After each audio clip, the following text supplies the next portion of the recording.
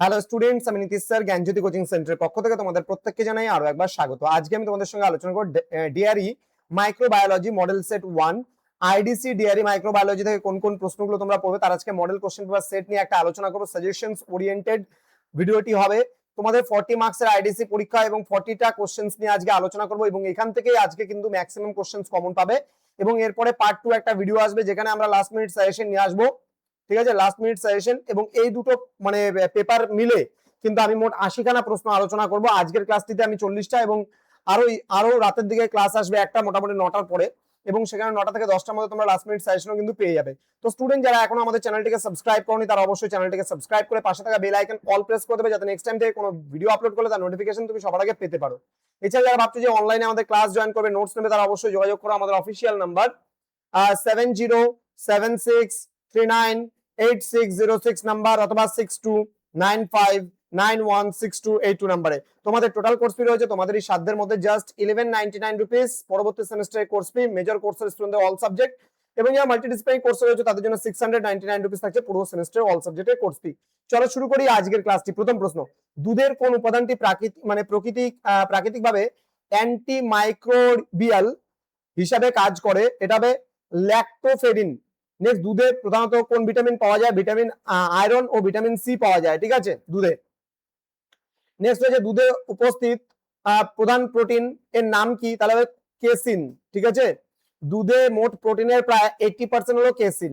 Next হচ্ছে দুধের শর্করা মূলত কোনটি? এটা হবে ল্যাকটোজ। ঠিক আছে, নেক্সট বলছে দুধ টক হয়ে যাওয়া বা নষ্ট হয়ে যাওয়ার প্রধান কারণ কোন ব্যাকটেরিয়া? এটা হবে ল্যাকটিক অ্যাসিড ব্যাকটেরিয়া। ঠিক আছে, নেক্সট সুইট তোমার হচ্ছে কার্ডলিং।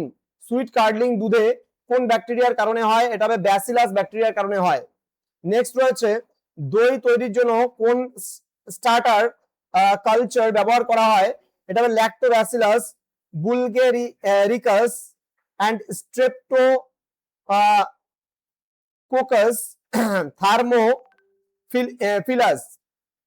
ওকে, নেক্সট রয়েছে অ্যাসিডোফিলাস মিল্ক তৈরিতে কোন অণুজীব ব্যবহার করা হয়? Lactobacillus acidophilus.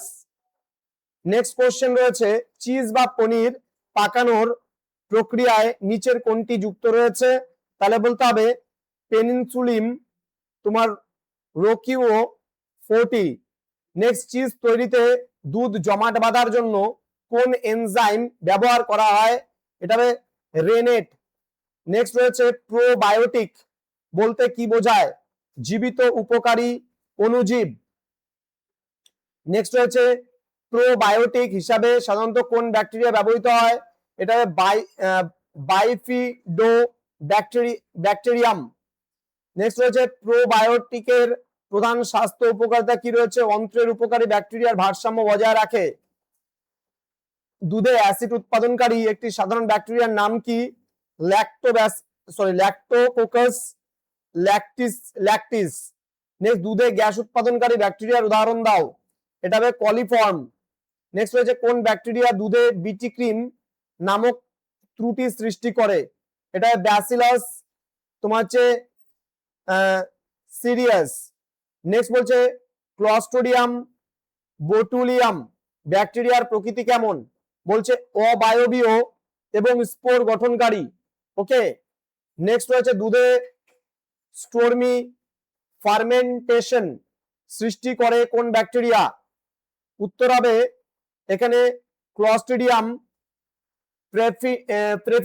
প্রেফিনজেন্স। খামার থেকে দুধে কলিফর্ম সংক্রমণের প্রধান উৎস কি? উত্তরে মাটি ও গোবর। নেক্সট রয়েছে গাভীর বাট বা উদরের ভেতর থেকে প্রাথমিকভাবে কোন ব্যাকটেরিয়া দুধে আসে? তাহলে মাইক্রোকক্কি। নেক্সট, দুধ দোহানোর সময় ফোর মিল্ক বা হাউন্ড মিল্ক এর মধ্যে কোনটিতে ব্যাকটেরিয়ার সংখ্যা বেশি থাকে? এটা ফোর মিল্কে, প্রথম দিকের দুধ যেটা থাকে সেটা। অপরিষ্কার দুধের পাত্র থেকে মূলত কোন ধরনের ব্যাকটেরিয়া দুধে প্রবেশ করে?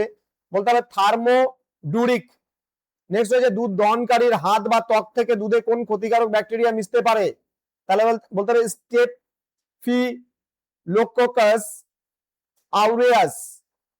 নেক্সট হচ্ছে দুধে মাছি বা কীটপতঙ্গের মাধ্যমে সাধারণত কোন রোগ ছড়ায়? টাইফয়েড ও আমাশয়।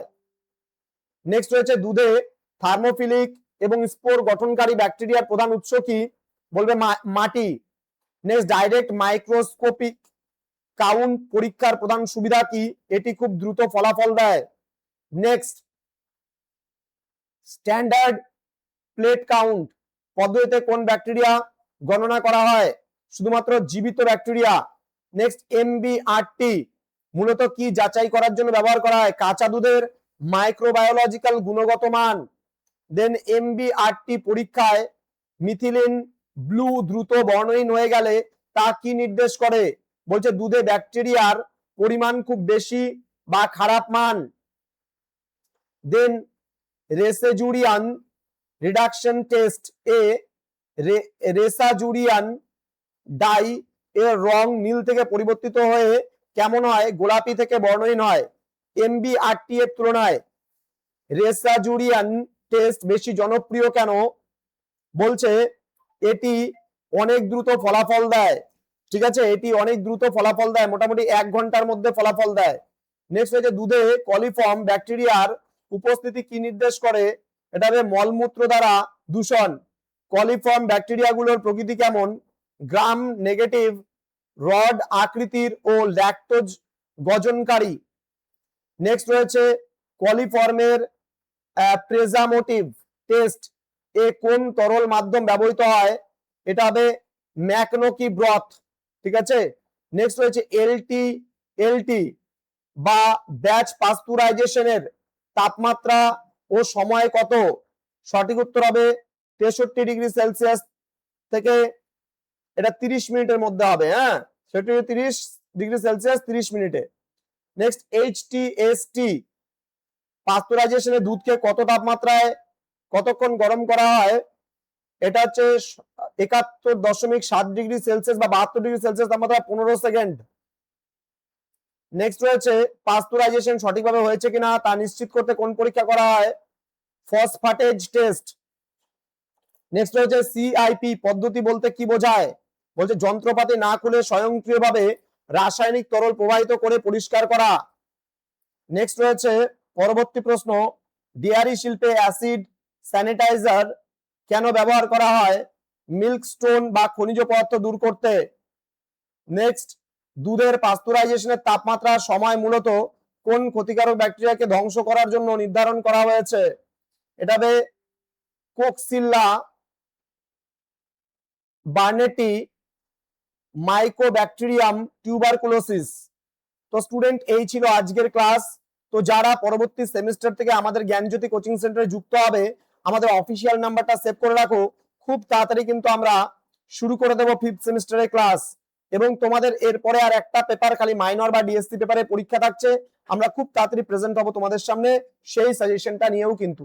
তো দেখা হবে এর পার্ট 2 ভিডিও, অর্থাৎ লাস্ট মিনিট সাজেশন নিয়ে খুব তাড়াতাড়ি দেখা হচ্ছে পরবর্তী একটা নতুন ভিডিও নিয়ে। বন্ধুদের সঙ্গে ভিডিওটি শেয়ার করে দাও যাদের এই সাবজেক্টটা রয়েছে।